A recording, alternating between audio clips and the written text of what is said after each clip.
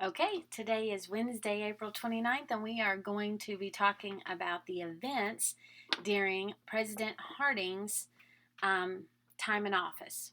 So, I have here on the front a picture of one of his campaign posters. Um, Very dramatic and patriotic, I think. He quotes Lincoln here that a government of the people shall not perish from the earth, and has Lincoln almost like looks like he's blessing um, Harding and Coolidge. And then here is his trading card from the periodic president site. And then this is a picture of his house in Marion, Ohio. So that um, I love the look of that house. I think it's really cool. And Mr. Barnett found a site. If you just went on, I think he was just on Google Maps, and he was walking around with his cursor and going in and out of the different rooms, and could see all of the rooms in the house, could see the different exhibits and everything. It was really neat. So I'll try to send you a link to be able to do something like that. That's pretty cool. Okay, now legislation. So, things that were passed. Some of how Harding is presented seems like he plays a lot of golf, and that he's a little overwhelmed by his job. Once he gets into the White House, he just feels over his head. He doesn't know what to do. He has difficulty making decisions. That's why he was called Wobbly Warren. He hears one opinion, and then someone else comes in with another opinion, and they both sounded good to him, so he doesn't know what to pick. So he has a little bit of a difficult time, and I think sometimes because of that, we forget some of the things that he was able to get done, and it's easy to look those over. But he did actually get quite a bit done. He created the Bureau of the Budget, which organized all of the budgets in the federal government into one and made them present a budget to Congress that would be approved by Congress. So you know what a budget is, right? So a budget is how we're going to spend our money. So it's a breakdown. So let's say we spent this much money to this, and we spent this much money on our travel. We spent this much money on this. And as a government, if you have a budget, you're breaking it down and saying this much money is going towards the army. This much money is going towards this, towards this, towards this. Okay? So he created that and passed the legislation needed so that the budget would have to go to Congress. He also created the 40-hour work week. So again, we're starting to see things that look more and more normal to us, more and more modern. So most of your parents will probably, if they work kind of a regular job, they are working a 40-hour work week. Immigration Restriction Act of 1921. Lots of people were, right before this, there was a huge wave of immigrants coming over. So many people. And can you imagine after World War I, too, how many towns and were just completely destroyed, and they didn't have anything. And here's America that wasn't destroyed in World War I, and now we've seen um, just how wonderful they can be in a way. So maybe they got a little bit of a taste of America as the Americans came over. And they're like, wow, we want to go there. So there was a big influx of people coming from other countries. And some people like this. So, like the business owners, this was really good for them because those people coming over were willing to work harder for less pay. But what about the people who are competing for those jobs? They didn't really like this as much. And remember, we've seen this problem before. This is not a new problem. Remember, we've already restricted immigration from China, and because people got mad that they were willing to work and work for cheaper. And a lot of times it's other immigrants who are getting angry at new immigrants coming over. So he passes this restriction act that puts a certain limit on each country's immigrants, and it really had to do with how many people were already here. So 3% of the Irish that are already here, once we hit that limit, we're capped and nobody else can come. So he's kind of limiting the amount of people who can come over. One really interesting thing about Harding is that he was the first president since the Civil War to speak out on behalf of equal rights for blacks.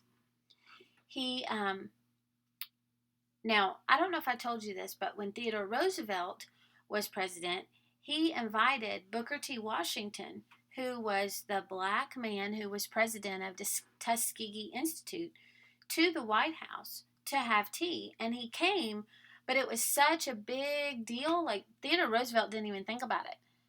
People went so crazy over it that Theodore Roosevelt never did it again. He didn't speak out in favor of what he did. He didn't tell everyone to just be quiet, which you would almost expect of Theodore Roosevelt.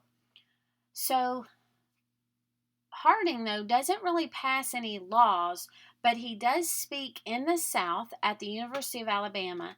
And while he's there, he says, and he's speaking to a segregated crowd.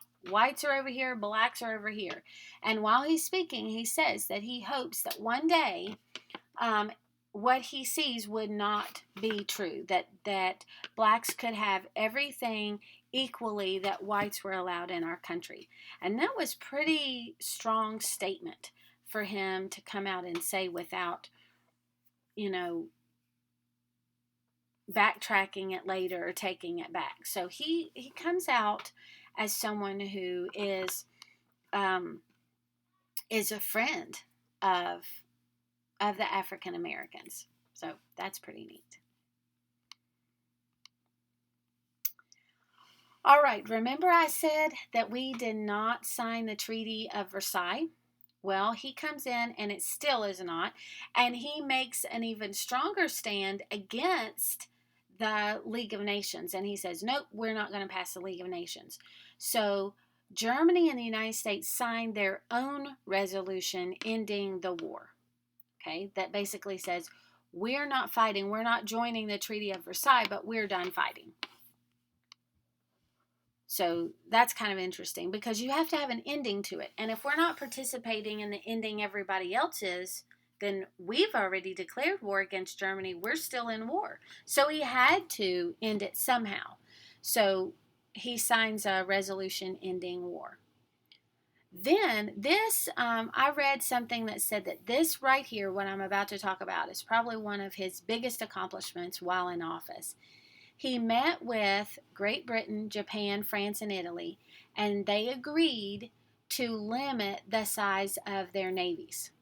So everybody had a certain amount of battleships that they were allowed. And Great Britain and the United States were allowed the most. And then it kind of went down according to size of your country. And so what we're doing basically is saying, look, I'm not planning on building up my navy to attack you. It was kind of a peace thing. And so everybody agreed to limit their navies. Then that led to what's called the Four Power Pact with the United States, Japan, Great Britain, and France to basically say we respect each other, we respect each other's territories, we're not going to try to steal land from anybody, and we are going to try to resolve our disagreements when we have them. So basically what they were trying to do is set a foundation for not having another war. Okay. One cool thing that I liked about him was, I didn't really say this about Wilson before, but during World War I, Wilson passed some laws that was very similar to what John Adams passed, that said you can't speak against the country during war. So he decided to go to war, and he said you can't publicly speak against the war or I can put you in jail. And he did. There were many people put in jail during Wilson's presidency because of actively speaking out. Now, we hear people speaking out against the government all the time now, and that's freedom of speech. And they had freedom of speech too, but there are certain times that we can look back in history where freedom of speech has been taken away for a time. And it would be interesting to hear your opinion on that. Do you think that that's right? If we're in the middle of a war, is it okay for someone to stand up and talk against the war when we need everybody that we can get to help fight? Or is that a right that I should live and die with and should never be taken away from me because I'm human and I should be able to speak what I think? Interesting, huh? Okay, so what he did was he called for all of those cases, all of those people who were jailed. He gave the cases to someone and said, I want you to review these cases. Look through all of these instances of people who were jailed. He didn't free them instantly, but he said, review the cases and let's decide if they should be pardoned, which means cleared of wrongdoing and let out of jail, pardoned or not. Well, one of the most famous ones that was pardoned was Eugene Debs. He had run for president a couple of times and was very outspoken and was a dynamic leader. But when the war came, he was very, very, very outspoken against the war, and Wilson put him in jail. And he was in jail about 3 years before he was released and pardoned. And then another cool thing that I learned was that Harding began annual veterans parties at the White House. So every year they would give this, and remember this is right after World War I, they would invite veterans to the White House and they would have this kind of garden party outside. And a Marine Corps band would play, and he would go around and shake hands and talk to them. And this picture down here is a picture of that. This is Harding here. And you can see nurses, you can see soldiers, and I think behind him, I think this is Coolidge. But so that was cool. Coolidge continued that also, and I'm not sure about present day, but I know this continued for a long time. So that would be something to make sure that that's continuing. I'm not 100% sure, but I know that it did become an annual thing. Okay, we are in the 1920s, and I don't know if you know anything about the 1920s, but they are becoming modern. People are starting to change. This idea of the women in these long dresses with the bustles and the tied up to the chin is changing. Okay, so this time was so dynamic and so changing. Everything that's what the word dynamic means, that everything was changing, that it gets lots of nicknames. Lots of times we hear the name the Roaring Twenties. Things were good. They were back from the war. They were happy. They had money. They were getting married. They were having families. Everything was wonderful. It was the Roaring Twenties. Dances were coming out. There were movies they enjoyed going to see. Remember, still silent. The silent films. Entertainment was becoming a big deal. They were going to baseball games and playing golf and lots of things. Okay, so it's roaring 20s. Cars are becoming more affordable. More and more and more people are being able to afford cars. Electricity is becoming more affordable and moving into cities, and more people are getting indoor electricity and indoor plumbing. Another nickname is the Jazz Age. So this happy, fun music with all these instruments is becoming very popular. And what does that lead to? Dances. Okay, and going out dancing and partying. This is the kind of young culture that we see during this time. And I love the next nickname, the Unruly Decade. So this shows that this is exactly how they were acting. These young guys, 18, 19 years old, had been to war and seen awful things, and now they wanted to come home and forget about it and party. It was unruly. Okay, so when you think about the good old days, a lot of times you think about people who were different from you and were probably better than you. That, oh, people are so much worse than they used to be. I disagree. People have always been people, and people will always struggle with the same things. And you had a lot of young people here putting aside what their parents were like and completely changing. And you see that go through history so many times. We're going to see this come back again in the 60s. When they rebel against their parents. So there's just waves of this that go through. And so they are, this is a fun time, a fun decade. And it really only lasts a decade, 10 years. Okay, 1920. By 1930, this kind of America is gone. It has a very short-lived time. But this is a fun time period to research because there's all kinds of cool things going on. Another another nickname for this is the age of flaming youth. Flaming, bright, burning, passionate youth. Youth is highlighted. Being young, that's who was important, and that's who was getting things done. All right, so it goes right along with this time that in 1921 it was the first Miss America pageant. So there you go. It tells you women are being more out in the public, more allowed to speak, more forceful, more not shy, not hiding anymore. They're right out there. So they're allowed to work, okay? But we also have this image of I can,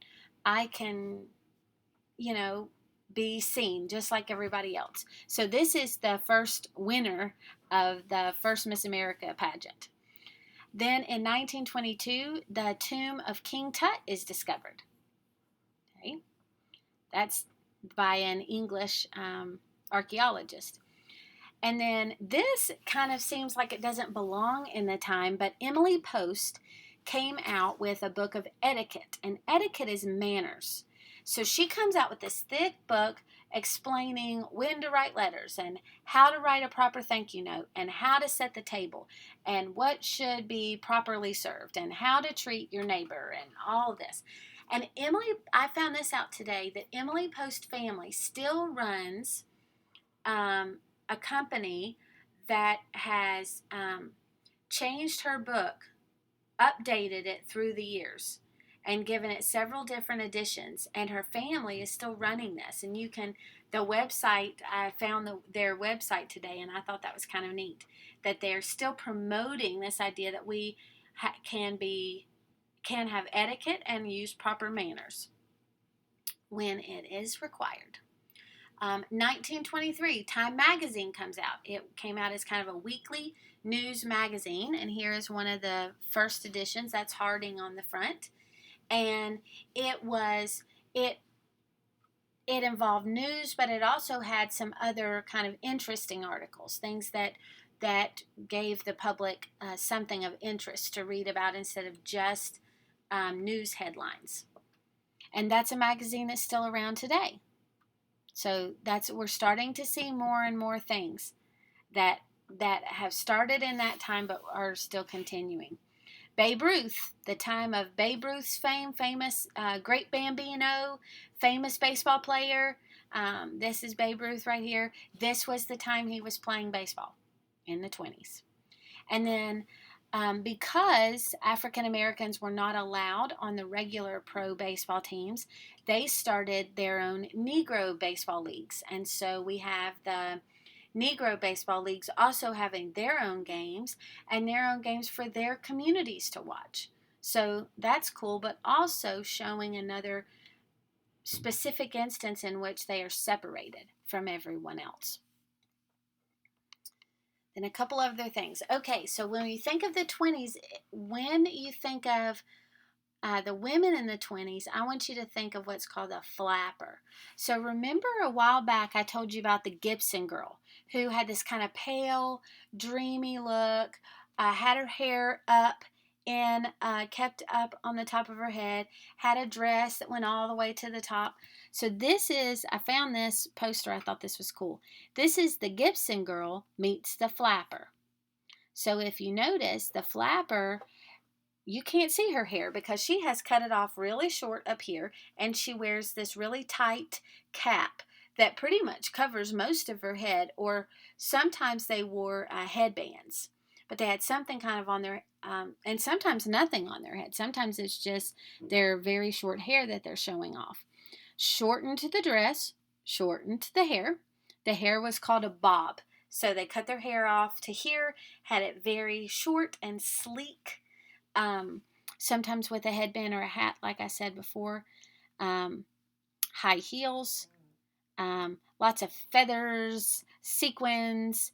They were showing off, and they liked to dance, and so they needed these. The flapper name came from the fact that these dresses kind of flapped around as they danced. And this is kind of how a 1920s man would look, kind of tall and lean with the kind of dress slacks and just a plain shirt. A lot of times he still would wear a tie. The Charleston was the name of a popular dance. I'd love for you to look that. I'll try to have a link for you to look at a dance demonstration of the Charleston, because that is what they were doing at the time. And then remember, this is still prohibition. Well, think about how that goes over with these people who are wanting to live it up and have fun, and now they can't buy or sell alcohol. Well, they have these places where they can still get it called speakeasies. And speakeasies were secret places that people knew about that served alcohol. So you're like, well, if everybody knows about it, why didn't the police arrest them?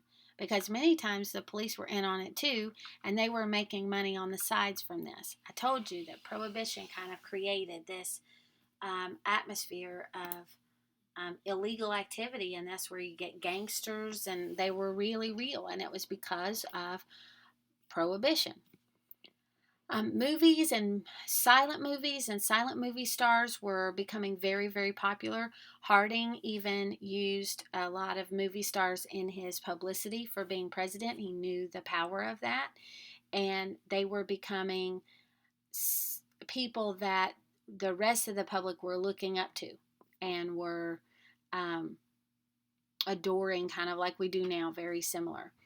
And I put here at the bottom, the 20s were about entertainment and freedom. Living it up. Not ashamed of anything anymore. We're not holding, nothing is being held back. This idea of free and open, and women are becoming stronger. The focus is really on enjoying yourself and not really about anything else. Okay. Now, the comment that I want to see from you is about what we talked about earlier, the idea of freedom of speech. Are there times, let's have a little bit of a debate below. Are there times when you think freedom of speech should be taken away, and tell me when those times are? Or do you think our freedom of speech should never be taken away, and defend your reason? Say why. Because I could always come back and say, well, what if you cause riots and then we can't get anyone to serve in the military, and then we lose the war, and it's because I allowed you to speak. Okay? Give me a reason. So take your side. Do you think freedom of speech should sometimes be taken away and then other times not? Or do you think it should never be taken away? Give us what you think.